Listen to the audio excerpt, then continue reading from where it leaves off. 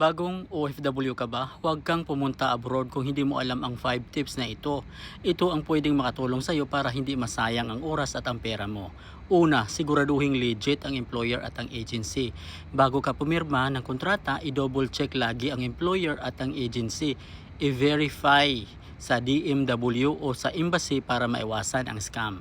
Pangalawa, i-prepare ang iyong mga dokumento, passport, visa, medical at iba pang requirements ay dapat ready bago ang flight. Huwag pabayaan ang last minute lang para hindi ka ma-stress. Pangatlo, budgeting at financial planning. Maglaan ng emergency fund at i-track ang iyong expenses. Huwag padala sa pressure na gumastos agad o mag-loan sa hindi mo kilala. Pangapat, mental and emotional preparedness. Homesickness at stress ay natural. Mag-set ng routine, makipag-connect sa pamilya at hanapin ang suporta sa ibang OFWs para hindi ka mag-isa sa struggle. Tanong, saang bansa o lugar o syudad po kayo ngayon nanonood nito? At panghuli, mag-ingat sa iyong kalusugan at seguridad.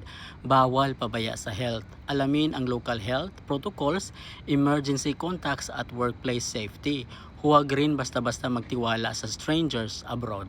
Yan ang top 5 tips para sa mga bagong OFW. Kung may kaibigan ka na papuntang abroad, i-share mo ito para sa kanila.